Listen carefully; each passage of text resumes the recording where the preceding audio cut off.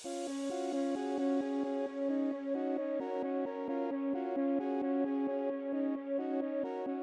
Medanta Institute of Liver Transplantation and Regenerative Medicine was launched about 7 years ago with the idea of making a world-class comprehensive liver center for adults and children, which provides multidisciplinary care for all liver disease patients, patients with liver failure and liver cancer, all under the same roof.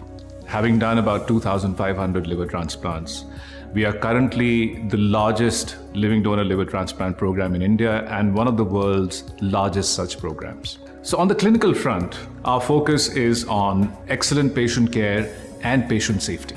On the teaching front, we have established fellowship training programs in all the major subspecialties of liver transplantation. Research is an integral part of the Medanta Liver Institute. In fact, if you're at the Medanta Liver Institute, you have to be passionate about research. So we are currently working on novel biomarkers and immunotherapeutics in HCC and hepatic organoids. Hepatic organoids is something that will, in future, perhaps give us the ability to make artificial livers. Over the years, we have gained a lot of experience by doing so many transplants. So the advantage of that has been that we have protocolized our procedures. On the other side of it, we're doing more complex surgeries like domino liver transplant, combined liver and kidney transplant, coronary artery bypass graft and liver transplant. At our institute, we've always tried to leverage multidisciplinary expertise with the latest in technology. For example, before the actual surgery, we have technology to perform virtual surgery on the computer console. We look at 3D liver imaging systems. We have high-end interventional radiology and CyberKnife. And among the operative techniques, we routinely do laparoscopic surgery and robotic liver surgery. My role is mainly a surgical part in liver transplantation and minimal invasive surgery. In that comes the laparoscopic surgery and robotic surgery. And primarily it is the robotic surgery. A robot is advanced in minimal invasive surgery, which at one side gives the advantage of better cosmesis and at the same time high level of precision. Each donor and recipient surgery is pre-planned, and the radiology takes a most important part in it, especially in the donor surgery. So there are various series of scans. So the radiology for donor is essential and mandatory. The triphasic CT will give us the variations in the anatomy, the length, the diameter, the portal venous divisions, and the hepatic venous anatomy, which is very important for the liver transection. The recipient evaluation is done to find out if there is portal vein thrombosis, portal vein flow, and for the evaluation of HCC apart from the generalized evaluation. Post-transplant care and recovery has really changed in the last few years. So immunosuppression is generally started on the day 2 or day 3 after a liver transplant. And we generally go slow. We start with lower doses and then escalate. We at Medanta believe in tailored immunosuppression, and that's the concept now.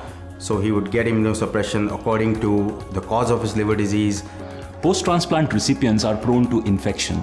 In order to ensure a quick recovery in these patients, we have strict infection control protocols in place, which include double barrier nursing with air quality control, contact precautions, and also a regular review of our antibiotic policy. We try to teach our patients how to live with their liver transplants by educating them about their immunosuppression and the importance of a very strict, regular follow-up after transplant.